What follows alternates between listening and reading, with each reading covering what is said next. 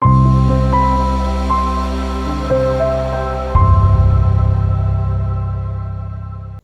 Everyone, मेरा नाम सृष्टि है और हम पढ़ रहे हैं principles and practices of natural farming.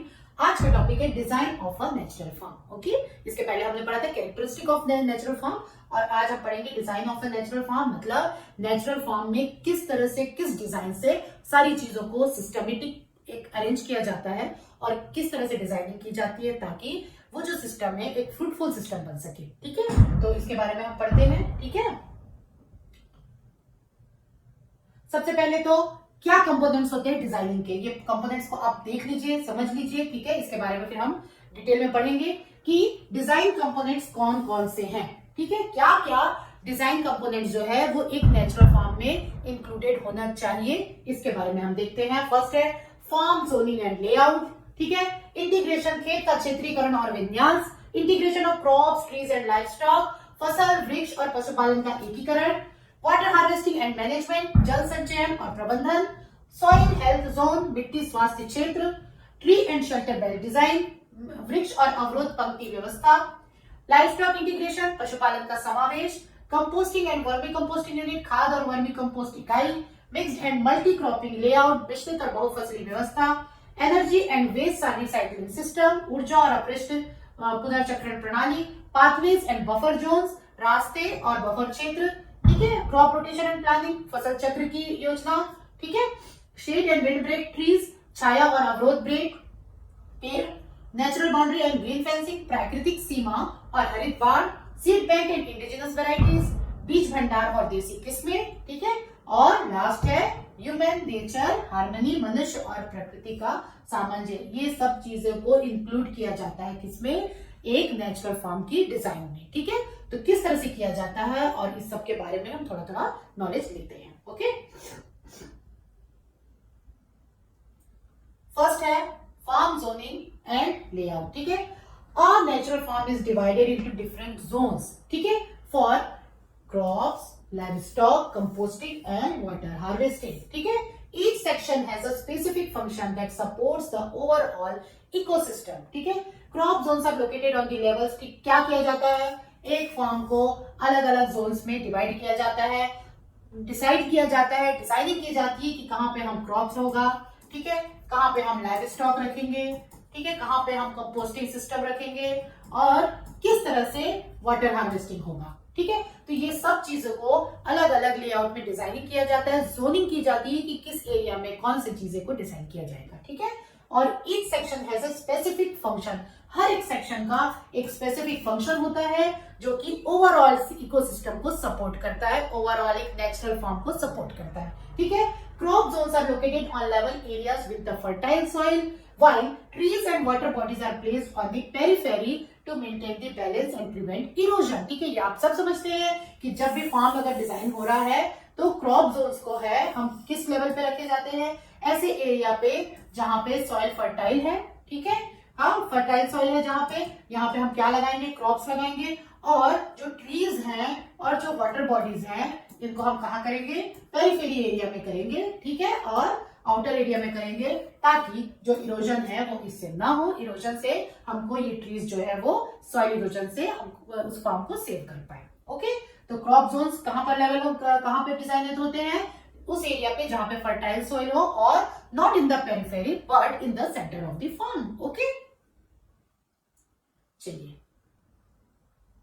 खेतों का क्षेत्रीकरण और विन्यास, प्राकृतिक खेत को विभिन्न क्षेत्रों में बांटा जाता है, जैसे फसल क्षेत्र, पशुपालन क्षेत्र, खाद्य निर्माण क्षेत्र और जल संचयन क्षेत्र। ठीक है, प्रत्येक क्षेत्र का एक विशेष उद्देश्य होता है जो पूरे पारिस्थितिक तंत्र को सहयोग देता है। फसल क्षेत्र समतल और उर्वर भूमि पर किया जाता है, जो प्लेन एरिया है उस पे हम फसल लगाते हैं, और पेड़ और जल स्रोत जो है वो खेत की सीमाओं पे किया जाता है ताकि मिट्टी का कटाव ना हो और संतुलन बना रहे। ओके, तो ये हो गया खेत का क्षेत्रीकरण और विन्यास। थर्ड पॉइंट में हम जाते हैं, तो ये है सेकंड पॉइंट में हम जाते हैं, तो ये integration of crops, trees and livestock, किस तरह से इंटीग्रेशन किया जाता है इसको देखते हैं। Crop, trees and livestock are interlinked on a natural farm. ठीक है, ये क्या होते हैं, क्रॉप्स, ट्रीज एंड लाइवस्टॉक, ये तीनों क्या है, इंटर कनेक्टेड रहते हैं, ठीक है। ये तीनों इंटरलिंक्ड है एक नेचुरल फार्म में। एनिमल्स क्या देता है? Animals provide manure and labour, ठीक है। ट्रीज क्या करते हैं? फ्रूट्स देते हैं, फॉडर देते हैं और शेड देते हैं। क्रॉप्स क्या देते हैं? Feed for both human and animals, ठीक है। तो तीनों के अलग अलग काम है। ये क्या करेगा? हमको फीड देगा, एनिमल्स को भी फीड देगा। लाइव स्टॉक क्या करेगा? लाइव स्टॉक एक तो मैन्योर देगा और बहुत सारे काम कर देगा लाइव स्टॉक। फिर थर्ड है ट्रीज, ट्रीज क्या करेगा? फ्रूट्स देगा, शेड देगा और फॉडर देगा। इस तरह से ये तीनों सिस्टम का इंटीग्रेशन एक नेचुरल फॉर्म में हम डिजाइन करते हैं ताकि इन तीनों चीजों से हमको फायदा हो सके। This integrates creates a closed loop nutrient system. इस तरह से ये क्या बनाता है? एक क्लोज्ड लूप न्यूट्रिएंट सिस्टम बनाता है जिसके कारण वेस्ट जो है वो मिनिमाइज होता है और हर वेस्ट का एक बेटर यूटिलाइजेशन होता है। ओके, तो ये हो गया आपका second point, integration of crop, trees and live stock. Okay, चलिए इसका हिंदी वर्जन देखते हैं हम। फसल, वृक्ष और पशुपालन का एकीकरण। प्राकृतिक खेत में फसलें, वृक्ष और पशु एक दूसरे से जुड़े होते हैं। पशु गोबर और शण प्रदान करते हैं, पेड़ फल, चारा और छाया देते हैं और फसलें मनुष्य व पशुओं को खाद्य भोजन देती है। यह एक बंद पोषण चक्र है बनाता है जिसमें कोई भी संसाधन व्यर्थ नहीं जाता, ठीक है। ये हो गया सेकंड पॉइंट। अब हम थर्ड पॉइंट की तरफ चलते हैं। ये है वाटर हार्वेस्टिंग एंड मैनेजमेंट, ठीक है। वाटर हार्वेस्टिंग स्ट्रक्चर्स बनाया जाता है जैसे कि पॉन्ड, ठीक है, contour berms, trenches are created to capture rain water, ठीक है। तो फार्म पॉन्ड्स और कॉन्टूर बर्न्स की हेल्प से, ट्रेंचेस की हेल्प से एक रेन वाटर को कैप्चर करने के लिए सिस्टम बनाया जाता है, डिजाइनिंग की जाती है। Drip irrigation, mulching and intercropping techniques help to conserve water and maintain the soil moisture throughout the year, ठीक है। क्या क्या और डिजाइन किया जाता है इसमें? ड्रिप इरिगेशन, मल्चिंग और इंटरक्रॉपिंग जैसी टेक्निक को यूज किया जाता है ताकि मॉइस्चर का कंजर्वेशन हो और साल भर किसान को मॉइस्चर की इरिगेशन की नीड ना हो और सफिशिएंट पानी उसे मिल सके, ठीक है। अब इसका हिंदी वर्जन देखते हैं। जल संचयन और प्रबंधन। वर्षा जल संचयन के लिए खेत में तालाब, समोच्च बंद और नालियां बनाई जाती है। ड्रिप सिंचाई, मल्चिंग और सरफसली खेती जैसी विधियां जल संरक्षण में मदद करती है और पूरे वर्ष मिट्टी की नमी को बनाए रखती है। ओके, अब हम चलते हैं फोर्थ पॉइंट की तरफ जो है soil health zone. A specific area is reserved for preparation of compost, vermicompost and organic solutions like jeevamrit, ठीक है। फार्म में एक स्पेसिफिक एरिया होगा जहां पे सिर्फ यही काम होगा। क्या काम होगा? कंपोस्ट प्रिपरेशन का काम, वर्मी कंपोस्टिंग का काम और ऑर्गेनिक सॉल्यूशंस बनाने का काम जैसे कि जीवामृत, ठीक है। तो ये जो है एक बहुत ही इंपॉर्टेंट कंपोनेंट है किसका? नेचुरल फार्म की डिजाइनिंग का। Okay, this ensures continuous supply of nutrients. अगर ये रहेगा तो इससे क्या होगा कि न्यूट्रिएंट्स का कंटिन्यूअस सप्लाई होगा, soil rejuvenation without external chemical inputs, ठीक है। और इससे क्या होगा? सॉइल जो है वो नेचुरली फिर से वो न्यूट्रिएंट उसके पास आते जाएंगे, वो फिर से एनरिच होती जाएगी, फर्टाइल होती जाएगी। ओके, अब इसका हिंदी वर्जन देखते हैं। खेत का एक हिस्सा कंपोस्ट और वर्मी कंपोस्ट तैयार करने तथा जीवामृत जैसे जैविक घोल बनाने के लिए रखा जाता है। इससे मिट्टी के पोषक तत्वों को निरंतर आपूर्ति होती है और बाहरी रासायनिक इनपुट की आवश्यकता नहीं होती है। Okay, trees and shelter belt, ठीक है, बहुत इंपॉर्टेंट है। नेचुरल फार्म में ट्रीज और शेल्टर बेल्ट की डिजाइनिंग की जाती है। Trees are planted along the boundaries. अभी हमने जो देखा था यहाँ पे ट्रीज, यहाँ पे ट्रीज, ये सब बाउंड्री में हम ट्रीज लगाते हैं। क्यों लगाते हैं? क्योंकि एज अ विंड ब्रेक ये काम कर सके, ठीक है, to protect the soil and crops from wind and sunlight, ठीक है। इनसे बचाने के लिए हम इनको क्रॉप्स को विंड से और बहुत हाई सनलाइट से सॉइल और क्रॉप को बचाने के लिए, इरोजन रोकने के लिए हम क्या करते हैं? ट्रीज को वाटर में लगाते हैं एज अ शेल्टर बेड और as a wind breaks. Okay, we provide shade, fodder, fuelwood and fruits. और इसके साथ वो क्या एनहेंस करता है? एनहेंस करता है biodiversity of the farm. Okay, खेत की सीमाओं, वृक्ष और अवरोध पंक्ति व्यवस्था। खेत की सीमाओं पर पेड़ लगाए जाते हैं और हम जो हवा से सुरक्षा देते हैं और मिट्टी व फसलों को बचाते हैं। ये पेड़ छाया, चारा, ईंधन और फल प्रदान करते हैं जिससे खेत की जैव विविधता बढ़ती है। अब है sixth point, livestock integration. Animals like cows, goat and poultry are integral part of the farm, ठीक है। livestock का इंटीग्रेशन इस डिजाइन में मस्ट होता है। क्यों होता है? Because their manure enriches the soil while crop residues serve as a fodder, ठीक है। तो एनिमल्स क्या होते हैं, एनिमल्स का जो प्रोडक्ट है, जो उसका वेस्ट मटेरियल है, जो काउ डंग है, वो मैन्योर जैसे यूज होता है, ठीक है। और क्रॉप रेसिड्यू जो है वो एज अ फॉडर हम एनिमल्स को दे देते हैं। इस तरह से एक न्यूट्रिएंट साइक्लिंग बनी होती है और इस साइक्लिंग को चलाने के लिए एनिमल्स होना फार्म में मस्ट है, ठीक है। Livestock integration reduces the cost and enhances the sustainability, ठीक है। पशुपालन का समावेश गाय, बकरी और मुर्गी जैसे पशु खेत की आवश्यक घटक है। उनका अपशिष्ट मिट्टी को पोषक बनाता है, जबकि फसल अवशेष पशुओं का चारा बनते हैं, ठीक है। पशुपालन से खेती की लागत घटती है और टिकाऊपन बढ़ता है। Composting and vermi composting unit, ठीक है, बहुत इंपॉर्टेंट है। एक एरिया में कंपोस्टिंग होती है, दूसरे एरिया में वर्मी कंपोस्टिंग भी होना। All organic waste like crop residues, leaves and dung are processed in compost, ठीक है, कंपोस्ट बनाया जाता है। और एक एरिया में वर्मी कंपोस्टिंग भी की जाती है। It improves the nutrient content, soil erosion and microbial life. खाद और वर्मी कंपोस्ट इकाई फसल अवशेष, पत्ती और गोबर जैसे सभी जैविक अपशिष्टों को खाद में बदल जाता है। और वर्मी कंपोस्टिंग से पोषक तत्वों की मात्रा, मिट्टी में वायु संरक्षण और सूक्ष्म जीवन में सुधार देना है। अब 8th पॉइंट में हम आते हैं। 8th पॉइंट है mixed and multi cropping layout, ठीक है। फार्म में जब क्रॉपिंग होती है तो एसेंशियली उसमें मिक्स्ड क्रॉपिंग या मल्टीकल्चरल क्रॉपिंग या इंटर क्रॉपिंग के ऊपर बहुत ज्यादा एम्फेसिस दिया जाता है। क्यों दिया जाता है? Different crops are grown together to maintain soil fertility and reducing pest risk, ठीक है। Legumes, cereals and vegetables are intercropped to balance the nutrient use, ठीक है। लेग्यूम्स, सीरियल्स और वेजिटेबल्स की इंटरक्रॉपिंग की जाती है ताकि ऑप्टिमम और कंप्लीट यूटिलाइजेशन हो सके किसका, न्यूट्रिएंट का, ठीक है।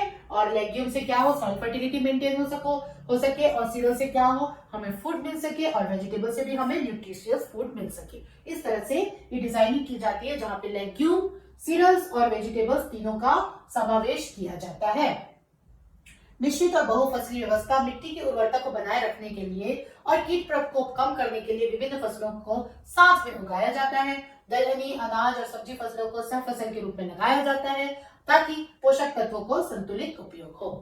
अब हम चलते हैं 9th पॉइंट की तरफ। 9th पॉइंट है energy and waste recycling system, ठीक है। Solar panels and biogas units are installed for sustainable energy use. इसमें क्या हो रहा है, हम सन की एनर्जी को यूज करते हैं फॉर इलेक्ट्रिसिटी। और बायोगैस यूनिट में क्या होता है, हम काउ डंग को यूज करते हैं as a source of fuel या as a source of cooking gas whatever, ठीक है। तो उसके साथ हम क्या करते हैं, जो काउ डंग है वो बायोगैस यूनिट के रूप में काम आता है और सोलर पैनल्स जो है वो सन की एनर्जी से उनको इलेक्ट्रिसिटी ये करता है। और farm waste is reused for composting and energy generation. इसके साथ फार्म वेस्ट जो होता है उसको भी हम क्या कर रहे हैं, एज अ कंपोस्टिंग यूज करते हैं और एनर्जी जनरेशन यूज करते हैं और पॉल्यूशन को हम मिनिमाइज करते हैं, ठीक है। तो solar panels and biogas units are installed for sustainable energy use. इस तरह से हम क्या कर रहे हैं, एनर्जी को हम सेव कर रहे हैं और farm waste is reused for composting and energy generation minimizing the pollution. इस तरह से हम क्या कर रहे हैं, वेस्ट की रिसाइकलिंग कर रहे हैं, ठीक है। तो 9th पॉइंट है ऊर्जा और अपशिष्ट पुनर्चक्रण प्रणाली। टिकाऊ ऊर्जा उपयोग के लिए सौर पैनल और बायोगैस संयंत्र लगाए जाते हैं और खेत का अपशिष्ट खाद और ऊर्जा उत्पादन के लिए पुनः प्रयोग किया जाता है जिससे प्रदूषण कम होता है। अब 10th path waste and buffer zones. Design में ये बहुत इंपॉर्टेंट है कि path are design for easy and access without damaging the crops. जब भी फार्म की डिजाइन हो, एक नेचुरल फार्म की डिजाइन हो, तो पाथ जो है वो बना रहे, ठीक है, ऐसा बना रहे कि जिसमें क्रॉप्स को डिस्टरबेंस ना हो और जब भी यहाँ से एनिमल्स या ह्यूमन बीइंग आना जाना करे तो क्रॉप्स का कोई लॉस ना हो, ठीक है। Buffer zones with grasses and shrubs prevent erosion and support the biodiversity. मतलब कुछ बफर जोन्स बने हो जहाँ पे ग्रासेस हो और श्रब्स हो जो कि इरोजन को प्रिवेंट कर सके। हिंदी में हम देखें तो रास्ते और बफर क्षेत्र फसलों को नुकसान पहुंचाए बिना आवागमन के लिए रास्ते बनाए जाते हैं। घास और झाड़ियों वाले बफर क्षेत्र मिट्टी के कटाव को रोकते हैं और जैव विविधता को प्रोत्साहित करते हैं, ठीक है। तो ये हो गया 10 पॉइंट। 11 पॉइंट है crop rotation planning. Crop rotation की प्लानिंग की जाती है as a design. Crops are rotated seasonally to maintain the soil nutrients. Legumes are alternated with cereals to fix nitrogen naturally. हम देख चुके हैं कि क्रॉप रोटेशन में क्या किया जाता है, सीरियल्स के बाद लेग्यूम्स लगाया जाता है ताकि जो सॉइल है उसको एटमॉस्फेरिक नाइट्रोजन मिल जाए और वो उसकी फर्टिलिटी फिर से इंप्रूव हो, ठीक है। तो ये हो गया क्रॉप रोटेशन प्लानिंग की जाती है एक नेचुरल फार्म के डिजाइन में।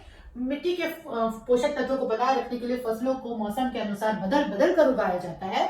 दलहनी फसलों को अनाज के साथ बारी बारी से लगाया जाता है ताकि नाइट्रोजन स्वाभाविक रूप से बढ़े। ये था फसल चक्र की योजना। ठीक है, अब 12th पॉइंट है shade and wind break trees. ये हमने अभी पढ़ा था, शेल्टर बेड उसी तरह से ही है कि shade trees regulate temperature and humidity.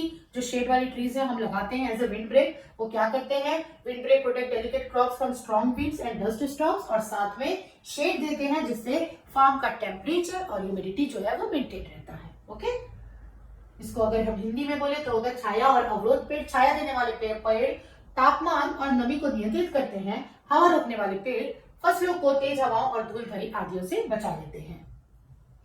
ठीक है, तो ये था 13 point natural boundary and green fencing. hedges and natural fencing using plants like neem, subabul and karanj act as